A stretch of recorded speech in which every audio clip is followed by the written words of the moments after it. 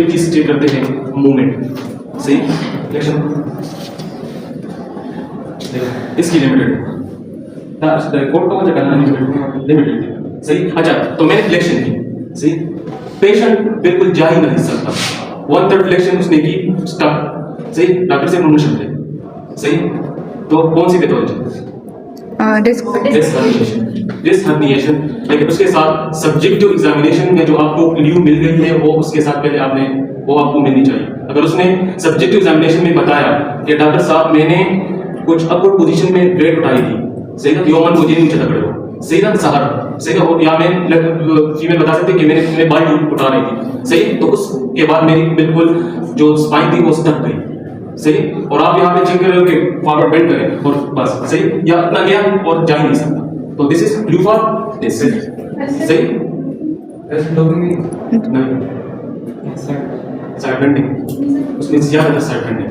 सही है। दूसरी स्टीनोसिस होगी। सही है, अगर सिम्पटम फ्लेक्शन में रिलीफ आ रही है, लेकिन उसके साथ भी सब्जेक्टिव एग्जामिनेशन आपने पहले उसमें एक क्लू आपको पेशेंट बताएगा।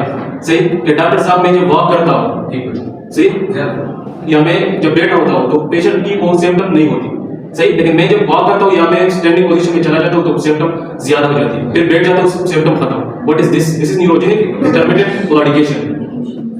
Neurogenic intermittent claudication. पेशेंट बता रहा है मैं जा रहा हूँ या मैं सिटिंग पोजीशन से उठ गया, सिम्टम स्टार्ट हो गए, फिर मैं वॉक कर रहा हूँ और भी सिम्टम ज्यादा हो गए, मैं बैठ गया तो सिम्टम रिलीफ, सब जनरल रूटीन। सही, आपकी नॉर्मल में नॉर्मल, सही, एक्सटेंशन में मेरी जितने भी इंटरवर्टेब्रल फोरामिना है वो थोड़े बहुत क्लोज होते हैं, समझ आ गए, लेकिन मैं जब फ्लेक्शन कर रहा हूं तो उसकी ओपनिंग हो जाती है। अब अगर एक इंडिविजुअल को स्टीनोसिस है तो इंटरवर्टेब्रल फोरामिना नॉर्मल की बजाय नैरो है, सही, तो स्टैंडिंग या एक्सटेंशन में वो चीज और भी नैरो हो जाती है, तो नर्व पे कंप्रेशन ज्यादा होता है। तो स्टैंडिंग वॉकिंग के साथ बता रहा है तो न्यूरोजेनिक क्लॉडिकेशन और नमनेस वगैरह, न्यूरोजेनिक क्लॉडिकेशन एक विसरल क्लॉडिकेशन है। सही, वो अगर मसल में कोई प्रॉब्लम होगी, एक्सरसाइज कर रहा है तो मसल पेन देगी, सही, लेकिन एक्सरसाइज स्टॉप तो मसल की कंट्रैक्शन स्टॉप होगी तो पेशेंट को सिम्टम नहीं आएगी, वो विसरल क्लॉडिकेशन। ये वाली न्यूरोजेनिक क्लॉडिकेशन, लेकिन इंटरमिटेंट इसलिए अगर वॉक कर रहा है पेशेंट है, पेन है, बैठ गया नहीं, तो this is intermittent neurogenic claudication. तो एक्सटेंशन में सही, पेशेंट ज्यादा और मैंने फ्लेक्शन यहाँ पे की और मुझे रिलीफ मिल रही है, दिस इज फॉर स्टीनोसिस। और कौन सी हो सकती है? एंड रेंज, अगर मैं उसको फ्लेक्शन में लेके जा रहा हूँ और बिल्कुल आपका चाहे इसकी बिल्कुल लिमिटेड है, सही है, तला बिल्कुल वो शॉर्ट है, सही है, अब फॉरवर्ड बेंड करें, सही, और एंड रेंज में मैं ओवर प्रेशर दे रहा हूँ तो डायग्नोसिस क्या होगी?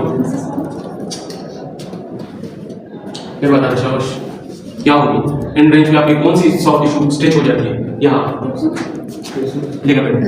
सही, अगर मिड रेंज में पेशेंट की सिम्टम नहीं हो रही है, एंड रेंज में आपने ओवर प्रेशर दी तो उसकी कैप्सूल स्ट्रेच पोजीशन में चलेगी, सही, लेकिन इतनी ज्यादा नहीं होती। ज्यादातर जो ट्रॉमा लोगों में लिगामेंटस इंजरी हो सकती है, अदरवाइज नॉर्मली लिगामेंटस इंजरी इतनी ज्यादा नहीं। अगर आपको पेशेंट ऑब्जेक्टिव एग्जामिनेशन में ट्रॉमा के बारे में बता रहा है तो आपने यहाँ पे चेक करनी है ओवर प्रेशर के साथ सिम्टम ज्यादा, तो यहाँ पे आपकी लिगामेंट ऑफ लेवो, interspinous ligament, supraspinous ligament and posterior longitudinal ligament जो कि पोस्टीरियर पड़े हैं, सही, तो वो इस पोजीशन में स्ट्रेच पोजीशन में चली जाती है, एंड पोजीशन में, सही, और ओवर प्रेशर दे रहा है, सही, तो लिगामेंटस हो सकता है, लेकिन ट्रॉमा की हिस्ट्री जरूरी है। तो अगर क्लू आपको सिनेरियो में मिल गई कि ट्रॉमा, तो मैं यहाँ पे तो लिगामेंटस, समझ आ गया? सर अगर वो एंड रेंज में जाए नहीं सकता इस तरह से तो लिगामेंट भी उसकी मसल टाइट है, ड्यूरा भी टाइट होगा, सही, ड्यूरा भी टाइट होगा, सही, लेकिन ड्यूरा के लिए सब्जेक्टिव एग्जामिनेशन अलग होगी। उसकी सब्जेक्टिव एग्जामिनेशन किस तरह madam? Slump test. Subjective examination of dura में अगर पेशेंट बता रहा है non anatomical pain, non segmental pain, neck के पेन के साथ लो बैक पेन का भी वो बता रहा है, या लो बैक पेन के साथ लोअर लिम्ब के बारे में बता रहा है, और वो लोकलाइज नहीं कर सकता कि इधर है, कोई बता इधर है, कोई बता इधर है, कोई बता रहा है इधर है, रेडिएटिंग भी बताएगा। So non anatomical, non segmental, सही, और बिल्कुल लोकलाइज ही नहीं कर सकता, this is Q for dura. तो मैं यहाँ पे स्टैंडिंग में कौन सा टेस्ट करूंगा? बता रहा है पॉजिटिव, हां, सही है, स्लम। तो स्टैंडिंग में हम स्लम टेस्ट किस तरह करते हैं, तो वो मैं इसी बेंडिंग में कर लूंगा। दोबारा मैं क्यों डायग्नोसिस करूं? बस यहाँ पे मैं बेंडिंग कर रहा हूं तो मैं चेक कर लूंगा, सही। यहाँ पे मैंने बताया था अगर बेंडिंग सर्वाइकल सिंपल रेडी सही ना, उस इसके साथ रिलीफ होगी सर्वाइकल एक्सटेंशन के साथ। यस सही, और इसके साथ ज्यादा। कौन सी टाइप है? Central peripheral? सेंट्रल। अब दोबारा सही, डॉर्सिफिकेशन होगा दोबारा ज्यादा सही है। तो सर्वाइकल फ्लेक्शन के साथ ज्यादा हो रही थी तो सेंट्रल ड्यूरा टाइप, लेकिन डॉर्सिफिकेशन के साथ भी ज्यादा हो रही है तो पेरिफेरल और सेंट्रल दोनों टाइप। अब अगर दूसरा पेशेंट ने सर्वाइकल के साथ बता रहे ज्यादा हुई, मैंने एक्सटेंशन करके इसी पोजीशन में स्लम पोजीशन में एक्सटेंशन करके पेशेंट की सिम्टम रिलीफ हो गए, सही है, तो मीन सेंट्रल टाइप। लेकिन डॉर्सिफिकेशन के साथ सिम्टम इंक्रीज नहीं हो रही तो सिर्फ सेंट्रल टाइप। यहाँ पर भी सर्वाइकल फ्लेक्शन के साथ भी ज्यादा हो रही है और डॉर्सिफिकेशन के साथ भी ज्यादा हो रही है तो सेंट्रल एंड पेरिफेरल दोनों टाइप है, तो वो मैं यहाँ देख लूंगा। तो इसकी ड्यूरा टाइप थी, सही, ड्यूरा वाज ट्रीटमेंट की, सही ना कृषि। लेकिन याद रखिए जरूरी नहीं कि सिर्फ ड्यूरा, इसके हैमस्ट्रिंग, काफ, पैरास्पाइनस ये भी शॉर्ट में से, तो उसकी भी मैं स्ट्रेचिंग करूंगा। और उसकी स्ट्रेचिंग, ड्यूरा की stretching symptom within 1 week या 1 वीक से ज्यादा में चीज रिलीव हो जाए। तो इसके बाद हम क्या करते हैं? दो चीजें, फॉरवर्ड बेंडिंग सही मैंने की, सिम्टम बिल्कुल कर ही नहीं सकता, 1/3 फ्लेक्शन में सिम्टम आ रही है डिसहर्निएशन, रिलीफ हो गई स्टीनोसिस, सही। हैंड रेंज पे मैंने ओवर प्रेशर दी, लिगामेंटस, सही, और साथ में मैंने स्लम टेस्ट स्टैंडिंग में करा दी, सही। सर्वाइकल के साथ सेंट्रल टाइप, डॉर्सिफिकेशन के साथ पेरिफेरल टाइप, दोनों के साथ सेंट्रल पेरिफेरल दोनों टाइप ड्यूरा। समझ आ गया? कोई सवाल? सर कैप्सूल अगर टाइप मैडम एक्सटेंशन वो हमने पढ़ी थी, जैसे जॉइंट लॉकिंग वो पढ़ेंगे, इसके बाद साइक्लिंग की जब मैं वो करूँ और एक्सटेंशन। रेगुलेशन होगी है हाँ फ्लेक्शन में रेगुलेशन होगी अगर कैप्सूल टाइप। हाँ होगी, हो सकती है, क्यों नहीं, सही। कैप्सूल में भी हो सकती है, लिगामेंट्स की वजह से भी हो सकती है, सही। कोई सवाल? इसके बाद रिपीटेटिव मूवमेंट कराते हैं, 5 to या 3 to 5 टाइम रिपीटिशन होगा, 3 to 5 टाइम रिपीटिशन करें, सही है। अब यहाँ से भी मुझे न्यूज़ मिल सकती है, रिपीटिशन के साथ सिम्टम रिलीफ हो गई, सही है। तो क्या प्रॉब्लम है? मस्कुलर, सही, by mechanical problem, muscular problem थी, मैकेनिकल प्रॉब्लम थी, समझ आ गई? मैकेनिकल या मस्कुलर प्रॉब्लम, मैंने रिपीटिशन करा दी, मसल की लेंथ नॉर्मल हो गई, पेशेंट की सिम्टम रिलीफ हो गई, समझ आ गई, सही। अब अगर रिपीटिशन के साथ सिम्टम इंक्रीज हो गई तो क्या क्या हो सकती है? इन्फ्लेमेशन, डिसबर्थ, सही, या कोई ट्यूमर वगैरह भी हो सकती है, सही, समझ आ गया? तो अगर सिम्टम रिलीफ हो गई, muscular problem by mechanical problem, mechanical issue थी और वो ही चीज अपनी मैकेनिकल उसकी वो नॉर्मल हो गई और पेशेंट की सिम्टम रिलीफ हो गई, या मसल की लेंथ इसके साथ नॉर्मल हो गई तो पेशेंट की सिम्टम रिलीफ हो गई, या रेंज ज्यादा हो गई तो मसल की लेंथ की वजह से रेंज ज्यादा हो गई तो मस्कुलर इशू थी, सही। लेकिन इंक्रीज हो रही तो या तो space occupying lesion, disc herniation, peripheral neuropathy ये वगैरह है, सही, ट्यूमर वगैरह है, डिसहर्निएशन, सही, समझ आ गया? अब क्या करें? कौन सी मूवमेंट में? एक्सटेंशन, सही, एक्सटेंशन, सिंपली एक्सटेंशन करें, ओवर प्रेशर दे दें एंड रिपीट, समझ आ गया?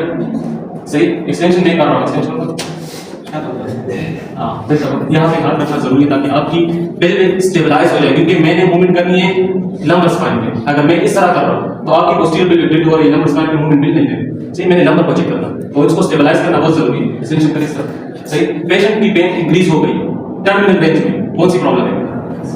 और मैंने बताया था दिस प्रॉब्लम टर्मिनल रेंज में भी पेन दे सकता है। मैंने फ्लेक्शन बताया, फ्लेक्शन कर रहा हूँ, डिस्क प्रोट्रूजन की वजह से नर्व रूट कंप्रेस हो रही है तो सिम्टम आ रहे हैं, लेकिन एक्सटेंशन रिलीफ, लेकिन टर्मिनल में जब गया तो यहाँ पे आपकी स्पाइनस प्रोसेस, सही, या लेमिना के नीचे डिसहर्निएशन जो उसकी मटेरियल है वो चीज कंप्रेस हो गई तो टर्मिनल रेंज में डिस्क पेन हो सकती है, सही। दूसरी कौन सी पैथोलॉजी हो सकती है? स्टीनोसिस, फ्लेक्शन में रिलीफ आ रही थी यहाँ पे पेन ज्यादा हो, लेकिन वही हिस्ट्री आप उसकी रिलेट करें, न्यूरोजेनिक इंटरमीडिएट क्लॉडिकेशन के बारे में पेशेंट बता रहा है तो यहाँ पेशेंट की पेन ज्यादा होगी, उसकी इंटेंसिटी ज्यादा होगी, सही। तीसरी फेसेट जॉइंट, फ्लेक्शन में मैं जा रहा हूँ, फेसेट जॉइंट की क्या हो रही है? ओपनिंग, सही है। लेकिन एक्सटेंशन में मैं गया, यहाँ पे मेरे फेसेट जॉइंट की लॉकिंग है, लेकिन उसके लिए वही हिस्ट्री, पेशेंट केजिंग फील्ड लामी खड़ी खड़ी या सख्ती लामी, सही है। तो केजिंग फील्ड के बारे में पेशेंट बता रहे तो यहाँ एक्सटेंशन में पेन है, फर्दर डायग्नोसिस के लिए मैं फिर इसको क्या इंप्रूव करूंगा या कौन सा स्टेप करूंगा? कंबाइंड साइड बेंडिंग एक्सटेंशन, सही। तो इस तरह तो एक्सटेंशन में फेसेट जॉइंट की वजह से भी पेन हो सकती है, सही। इसके बाद ओवर प्रेशर पे अगर देखनी है सही तो लिगामेंटस इंजरी समझ आ गई सही रिपीटेटिव 3 to 5% और फिर वही सही पेशेंट की सिम्टम ज्यादा हो गई कोई इन्फ्लेमेशन है पेशेंट की सिम्टम रिलीफ हो गई सही तो मस्कुलर प्रॉब्लम थी मैकेनिकल प्रॉब्लम थी सही इसलिए रिलीफ हो गई सही और बाकी वही स्टीनोसिस वगैरह वो सर ये जो ओवर एक्सटेंशन ओवर प्रेशर के साथ प्रॉब्लम है प्रॉब्लम ओवर एक्सटेंशन उसकी नाम की वजह मसल की वो इलास्टिसिटी ज़्यादा होती है तो उन लोगों ने मसल इस तरह ट्रेन किए तो वो कर सकते हैं सही अगर मैं कर लूँ तो नहीं कर सकता मसल के फाइबर भी अच्छे हो सकते हैं अंदर लिगामेंट्स कैप्सूल वगैरह हो गए अच्छे हो सकते हैं इसको पहले उसके लिए आप लोग वो स्लिप करते हैं अब आते हैं इस चीज़ के साइड पे सही है उसकी सही पहले जोड़ सही उस साइड पे आप साइड पे नहीं करें इस साइड पे ना फिलहाल ना सही just side bending right side ये उसकी साइड बेंडिंग हो रही है अपर लंबर स्पाइन में समझ आ गई अब अगर इस साइड पे पेन है तो प्रॉब्लम किस में है फेसिक जॉइंट उसकी लॉकिंग हो रही है यहाँ पेशेंट की सिम्टम ज्यादा होगी तो फेसिक जॉइंट से सिम्टम होगी अपोजिट साइड पे बता रहा है तो फेसिक की ओपनिंग हो रही है तो फेसिक जॉइंट की ओपनिंग की पेन समझ आ गई सही और कर्व इस तरह बनना चाहिए सर ओपनिंग की पेन ये स्पाइनस प्रोसेस की जो कर्व बननी चाहिए वो इस तरह सी शेप अच्छा मैंने फ्लेक्शन एक्सटेंशन के साथ नहीं बताया सही फ्लेक्शन सॉरी एक्सटेंशन के साथ आपकी कर्व इस तरह बननी चाहिए एक्सटेंशन कर रहा हूं तो कर्व इस तरह बननी चाहिए अब अगर स्पाइनस प्रोसेस स्टक गई तो उसमें कोई यहाँ पे फॉर एग्जांपल स्पाइनस प्रोसेस उसमें वो सी शेप या उसमें जो अप्रोक्सीमेशन होनी चाहिए क्योंकि मैं एक्सटेंशन कर रहा हूं तो स्पाइनस प्रोसेस अप्रोक्सीमेट हो रही है और मैंने एक्सटेंशन की और यहाँ पे अप्रोक्सीमेशन नहीं हो रही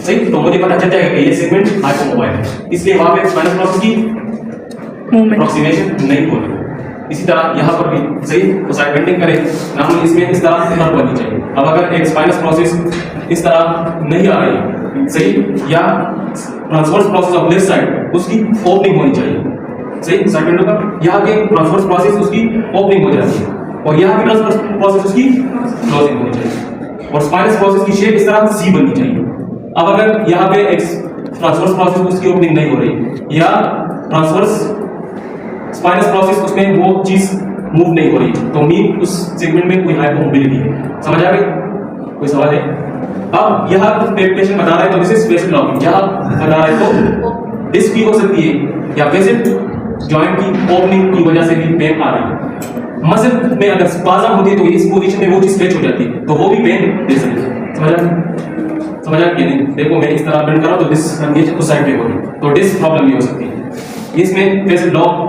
वो अनलॉक हो जाती है उसकी ओपनिंग हो जाती है अगर पेशेंट यहाँ पे पेन का बता रहे तो फेसिक की ओपनिंग से पेन आ रही है और अगर यहाँ बता रहे तो फेसिक जॉइंट की लॉकिंग से पेन आ रही है और यहाँ की मसल्स उसकी टेंडरनेस से या उसमें स्पाज़म ज्यादा है तो वो भी पेशेंट उसके बारे में पेन हो सकती है उससे भी सिम्टम आ सकती है साइड बेंडिंग ये मैंने जस्ट अपर लंबर स्पाइन के लिए लोअर के लिए मैं क्या करूँ उसी तरह साइड बेंडिंग करें अब आप उससे इस तरह रखें और उसको उस साइड पे पुश करें सही तो ये आपकी सही अब अगर मैं ये साइड बेंडिंग कर रहा हूँ इसे side bending of upper lumbar spine लेकिन मैंने यहाँ पे हाथ रखकर इस तरह किया देखो रेंज ज्यादा होगी तो इसमें कौन सी सेगमेंट ऐड होगी लोअर लंबर स्पाइन अब अगर इसके साथ सिम्टम नहीं थी और इसके साथ थी तो किसमें प्रॉब्लम है इस साइड पे है क्लोजिंग फेसिक इस साइड पे है ओपनिंग इसका भी हो सकता है इस साइड पे और मसल स्पाज़म का भी हो सकता है और इसमें बेसिक प्रॉब्लम उसी तरह एंड रेंज पे मैं प्रेशर दे रहा हूं और ट्रॉमा के बारे में सब्जेक्ट हिस्ट्री में बता रहा है तो कौन सी चीज होगी इस साइड पे लिगामेंटस उसकी फ्लेक्स हो जाती है वो चीज समझ आ गई सर कैप्सूल टैग और सही बस वीडियो अब rotation right side rotation right side good सही इधर से सही अगर इसमें ये इंडिविजुअल रोटेट करें टुवर्ड राइट साइड तो उसकी L5 वर्टिब्रा उसकी पोजीशन स्टैटिक होनी चाहिए समझ आ गई और इसके अराउंड जितने भी ऊपर number L4 L3 L2 L1 वो इसके अराउंड रोटेट करते हैं टुवर्ड राइट समझ आ गई स्पाइनस प्रोसेस टुवर्ड लेफ्ट जाए अब अगर L4 और L3 भी साथ में जा रहा है वो अपनी जगह उसकी वो उसके साथ स्टक कर रही है L5 L4 L3 तो क्या शो कर रहा है हाइपोमोबिलिटी समझ आ गई हाइपोमोबिलिटी सर वो तो देखो मैंने बताया ना, मैं रोटेशन कर रहा हूँ, L5 की अपनी स्टेटिक पोजीशन होनी चाहिए, वो स्टक करनी चाहिए, और बाकी जितने भी वर्टेब्रा है वो इस टाइप पे रोटेट, तो उसकी स्पाइनस प्रोसेस आपको लेफ्ट साइड पे मिलेगी, सही। लेकिन अगर L4 L3 वो भी हाइपोमोबाइल है तो वो भी उसके साथ स्टक करेंगे L5 वर्टेब्रा, समझ आया? सर किस तरह पता चलेगा CL4 भी मैंने बताया ना, सही, एक्सपोज होगा बिल्कुल, सही, रोटेट कर रहा है तो इसकी स्पाइनस प्रोसेस इस तरह मूव होनी चाहिए, सही। L5 की पोजीशन स्टैटिक होगी लेकिन और रोटेट होनी चाहिए, लेकिन अगर L4 L3 L2 वो भी स्टक कर रही है, स्टैटिक है, तो मीन हाइपोमोबिलिटी, तो स्पाइनस प्रोसेस उस साइड पे जानी चाहिए, समझ आ गया? इसके बाद जो करते हैं कंबाइंड मूवमेंट, सही। कंबाइंड मूवमेंट हम तो सबसे पहले चीज देखते हैं वो, सर कैसे डॉक्टर भी हो सकता है? हाँ, तो हाइपोमोबिलिटी किस चीज पे है ना, जॉइनिंग पे हो जाती है ना, आपकी superior vertebra, inferior vertebra, superior vertebra की इंफीरियर फेसेट और इंफीरियर वर्टेब्रा की सुपीरियर फेसेट, अब इसमें जॉइंट बना रहे हैं, these are right and left facet joint, समझ आ गई? अब अगर कैप्सूल टाइट होगी या जॉइंट की लॉकिंग हो रही है तो दिस इज हाइपोमोबिलिटी, सही। डिसफंक्शन सिंड्रोम, मसल स्पाज्म मैंने बताया था, सही है। इसके सेकेंडरी मसल स्पाज्म भी हो सकती है, समझ आ गई? ये नहीं कि फेसेट जॉइंट लॉक हो गए मसल नॉर्मल होगी, सही। कारीगर जी का लकार भाई, सही ना, सही। उस पर बता बिजली वाला फिटिंग ना, वो सिर्फ आवाज प्लस इस्तेमाल, सस इस्तेमाल, प्लस कटर सटक, सही ना, नोट्स इस्तेमाल है, डिक्शन इस्तेमाल है, कैलेंडर, सही ना, तो दैट्स एकदम यूनिट हो, सही ना। तुमची कदा ट्रीटमेंट होती, सही राजा। आप ये जब ट्रीटमेंट देती है ना तो आपको भी उसी की तरह सोचना चाहिए कि मैंने सिर्फ एक ही चीज को नहीं उठाना कि बस मैं इस फेसेट जॉइंट पे काम करूँ, मसल को जोड़ूं, सही। फेसेट तो अनलॉक हो जाएगी लेकिन मसल पे आपने काम नहीं किया तो सिम्टम खत्म नहीं होगी, समझ आ गई? तो अब इसके बाद कंबाइंड मूवमेंट में हम सबसे पहले जो मूवमेंट करते हैं वो साइड बेंडिंग। फॉर एग्जांपल मैं राइट साइड की फेसेट को चेक करना चाहता हूं तो बेंडिंग टुवर्ड राइट, फिर रोटेशन टुवर्ड राइट और लास्ट में फिर एक्सटेंशन। तो इसमें आपकी फेसेट जॉइंट कंप्लीटली लॉक हो जाती है, जॉइंट बिल्कुल अप्रोक्सीमेट हो जाती है। अब अगर इसमें कोई प्रॉब्लम होगी तो पेन किस चीज से आएगी? फेसेट जॉइंट से आ रही है, सही। कंप्लीटली लॉक हो गई राइट साइड, सही। साइड बेंडिंग और राइट, सही, फिर रोटेशन, लास्ट में एक्सटेंशन। तो इस साइड की जो फेसेट जॉइंट है वो कंप्लीटली लॉक पोजीशन में चलेगी। अगर उसमें कोई प्रॉब्लम होगी तो फेसेट लॉक की वजह से, कल मैंने बताया भी था, सही, कि साइड बेंडिंग, सही, साइड बेंडिंग से भी आ सकती है, सही।